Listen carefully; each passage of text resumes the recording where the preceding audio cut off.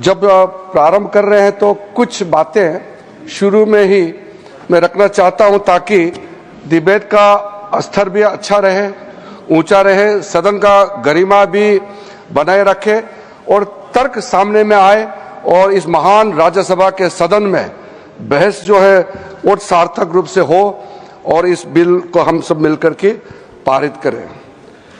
आदरणीय सभापति महोदय जी, ये ज्वाइंट पार्लियामेंट्री कमेटी जब बने हैं उसके बारे में मैं अभी जिक्र करूंगा। उससे पहले, कमेटी बनने से पहले कई लोगों ने कहा कि इसका कंसल्टेशन जितना होना चाहिए था हुआ नहीं है।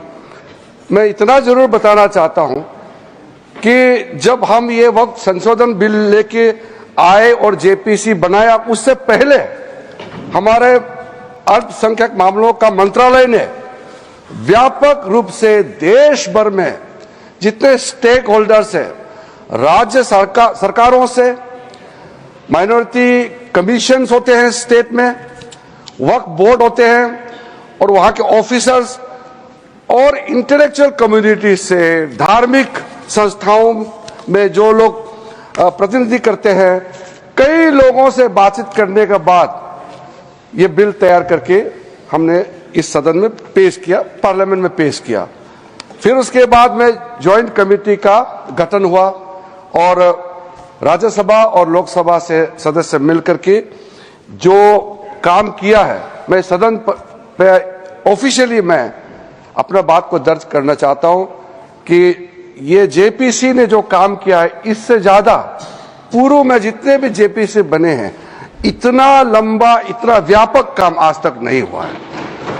कुल मिलाकर के 284 संगठन, स्टेक होल्डर्स, अलग अलग क्षेत्र के लोगों ने जेपी के समक्ष आकर के अपने बातों को रखा, ज्ञापन सौंपा और 97 लाख से भी ज्यादा, अब छोटा मोटा पत्र को मिलाकर के 1 करोड़ से ज्यादा हमारे देश के लोगों ने ज्ञापन सौंपा है और अपना मत को जेपीसी और मंत्रालय को दिया है।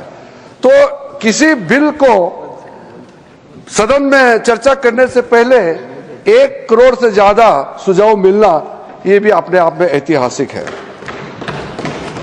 विचार विमर्श राज्य सरकारों से भी हुए और साथ साथ में कल लोकसभा में बहुत लंबी चर्चा हुई और देर रात यानी कि आज सुबह बिल पास करके राज्यसभा में आया। मैं मानता हूं कि ठीक है, हमारा मेंबरों ने कहा है कि संशोधन देने के लिए समय मिलना चाहिए था, लेकिन सबने ये एग्री किया है कि आज जो सुबह हमारा मेंबर ने सवाल उठाया, चेयरमैन साहब ने कहा है कि ये हम लोगों ने बिजनेस एडवाइजरी कमेटी में ये तय किया कि आज ही इसको यहाँ चर्चा करना है।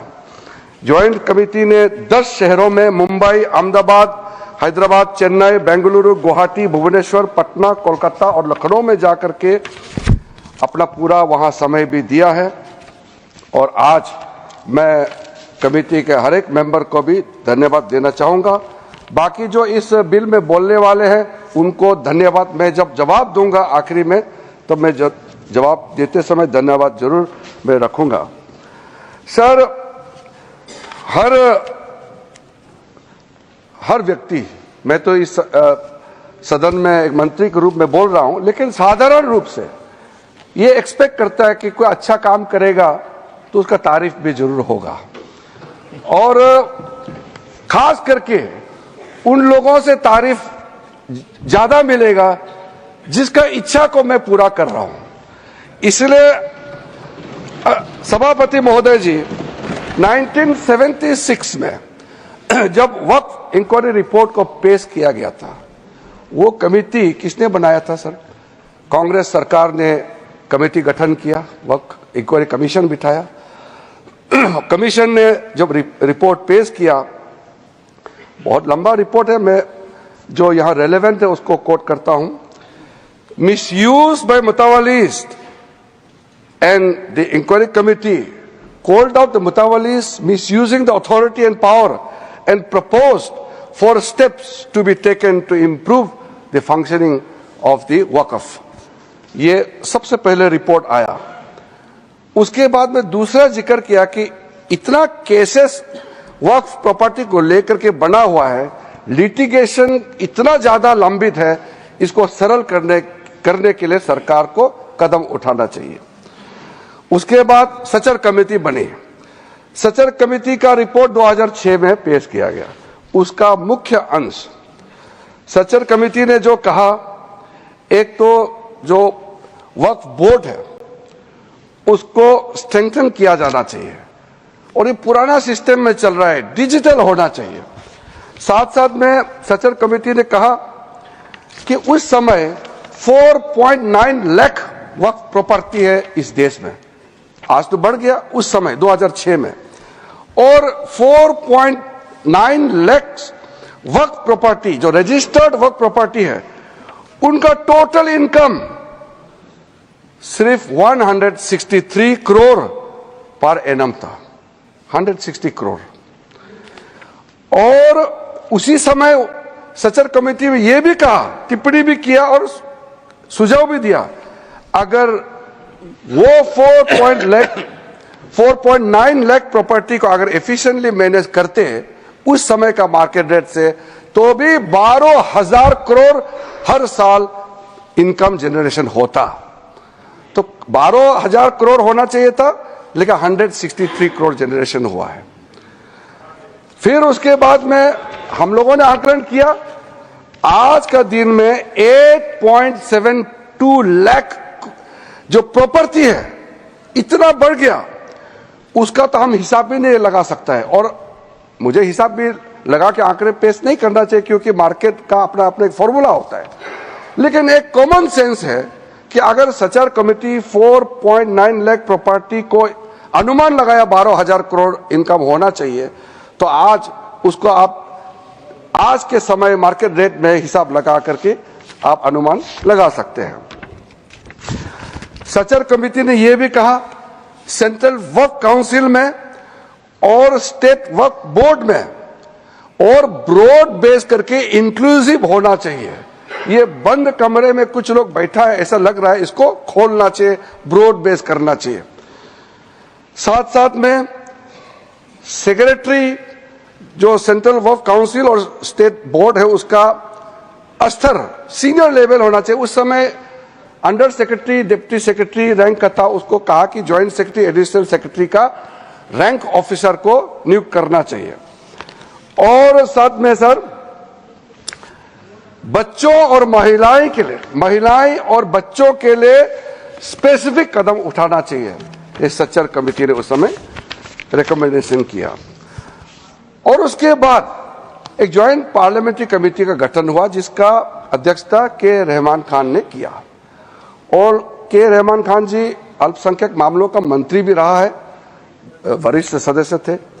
उन्होंने फिर पूरे ऑल पार्टी का सदस्य का एक जेपीसी हेड किया, उसमें कई मुद्दे उन्होंने रखे हैं और रेकमेंड किए हैं। मैं मेन वाला को यहां पॉइंट आउट करना चाहता हूं। एक तो उन्होंने पॉइंट आउट किया कि जो इंफ्रास्ट्रक्चर है वक्फ बोर्ड का, वो काफी नहीं है, और मैन पावर और फंड बहुत ही मीगर है, कम है, छोटा है, वो काफी नहीं है। दूसरा कहा कि ऐसा लगता है कि सारा जो झंझट है वो मुतावली पे केंद्रित है। मुतावली को कैसे अपॉइंट करना चाहिए, कैसे हटाना चाहिए, सारा विषय वही केंद्रित है। इसको भी पॉइंट आउट किया है।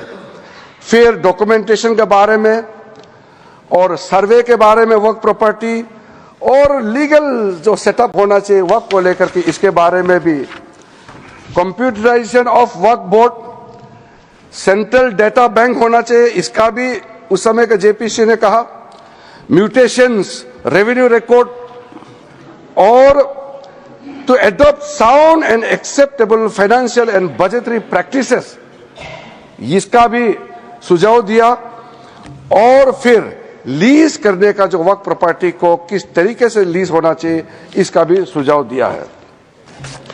जितना ये 3 कमिटी रिपोर्ट्स सचर कमेटी को मिलाते हुए जो जो मुख्य रिपोर्ट रिकमेंडेशन किया है सर, मैं आपके माध्यम से सदन को बताना चाहता हूं, वो सारा रिकमेंडेशन रिपोर्ट्स को हम लेकर के आज ये बिल लेकर के, अमेंडमेंट बिल लेकर के इस सदन में आया है। इसलिए ये तीनों कमेटी, ये कांग्रेस सरकार में जो दूसरे और तीसरे कमेटी तो यूपीए सरकार थे, लेकिन शुरू वाला तो प्योर कांग्रेस गवर्नमेंट था। तो मैं मुख्य रूप से कांग्रेस पार्टी को और उसके जो सहयोगी दल है, मैं अपील करना चाहता हूं कि आज जो बड़ा कदम माननीय प्रधानमंत्री जी के नेतृत्व में हमने ये 2025 का वक्फ संशोधन बिल लेके आया है, तो आपका ही सोच विचार को आप जो पूरा नहीं कर पाया, उसको पूरा करने का हिम्मत नरेंद्र मोदी जी सरकार ने लेके आया है, तो आप जरूर समर्थन करना चाहिए। आदरणीय अध्यक्ष महोदय जी, कई लोगों का हमने स्टेटमेंट सुना है, टेलीविजन में भी और कल दूसरे सदन में भी। ये कोई नया कदम तो हम नहीं उठा रहे हैं, इतिहास सबका मालूम है। संक्षेप में 1894 में जो प्रिवी काउंसिल ने वक्फ अल औलाद, जो बच्चों के लिए वक्फ क्रिएट करते हैं, उसको इनवैलिडेट करने के लिए एक ऑर्डर पास किया था, जो बाद में जाके बड़ा विषय बना। मुसलमानों का बड़ा दल गया, अपील किया ब्रिटिश हुकूमत के साथ, तब जाकर के 1913 में द मुसलमान वक्फ वैलिडेशन एक्ट को पहले बार औपचारिक तौर पर कानून के रूप में इस देश में शुरू हुआ। फिर 1923 में मुसलमान वक्फ एक्ट पास किया गया, जो केंद्रित किया है अकाउंटिंग और ट्रांसपेरेंसी को लेकर के। फिर मुसलमान वक्फ वैलिडेटिंग एक्ट 1930 पास हुआ, जो है reinforcing the legal validity of family auqaf. इस तरीके से शुरुआत हुआ। फिर हमारा देश आजाद हुई। उसके बाद 1954 में वक्फ एक्ट पारित हुआ, जिसमें स्टेट वक्फ बोर्ड्स का गठन का प्रावधान वहां से शुरू हुआ। फिर उसके बाद में 1959, 1964, 1969 और 1984 में वक्फ एक्ट 1954 को फिर से संशोधित करके यहां से पास हुआ, और 1995 में सबसे ब्रॉड बेस बिल फाइनली जो आया, जिसको आज हम अमेंडमेंट कर रहे हैं, जिसमें ट्राइब्यूनल गठन का प्रावधान रखा गया। सेंट्रल वक्फ काउंसिल, जो आज के दिन में मैं उसका अध्यक्ष के रूप में काम कर रहा हूं, उसका गठन हुआ। फिर जो वक्फ जिसका इनकम 5 लाख से ज्यादा है, उसमें एग्जीक्यूटिव ऑफिसर अपॉइंट होना चाहिए, यह प्रावधान शुरू हुआ है। अध्यक्ष महोदय जी, ये जब चल रहा था, समस्या तो है, सबको मालूम है, और कमेटी का रिपोर्ट का भी मैंने जिक्र किया, लेकिन ऐसा क्या हुआ जो हमको ये एक मेजर अमेंडमेंट आज लेके आना पड़ा। 2013 में यूपीए सरकार था और चुनाव सर पे था, चुनाव आने वाला था। उसमें यूपीए सरकार ने कदम उठाया कि कुछ बदलाव लाना चाहिए। उस समय सर यूपीए सरकार ने जो चेंजेस लाया है, उसको मैं थोड़ा सा कंपेयर करके बताना चाहता हूं। उस समय भी जेपीसी गठन हुआ, आज भी जेपीसी बनी है। फर्क क्या है सर? उस समय का सेलेक्ट कमेटी में 13 मेंबर थे और इस बार के जेपीसी में 31 मेंबर्स। उस समय का सेलेक्ट कमेटी का टोटल सीटिंग हुआ 22 बार, इस बार का जेपीसी का टोटल सीटिंग हुआ है 36। उस समय total delegation, organisation, stake holder जो सेलेक्ट कमेटी के सामने में पेशकश हुआ 18 और इस बार 284। उस समय 14 राज्य और केंद्र शासित प्रदेशों से चर्चा हुई, इस बार 25 state board, state government, 5 minority commission और कई विधायक एमपी, तो उसका हिसाब ही नहीं है। टोटल मेमोरेंडम रिसीव किया उस समय 32 और इस बार का तो मैंने पहले बता दिया 97,27,772 प्लस अनौपचारिक रूप से हमारा मंत्रालय में भी लाखों की संख्या में हमने रिसीव किया है। उस समय का सेलेक्ट कमेटी कहां विजिट किया? ले, जम्मू, श्रीनगर। उस समय ये तीनों एक ही स्टेट था। ले अभी यूनियन टेरिटरी हो गया, जम्मू, श्रीनगर।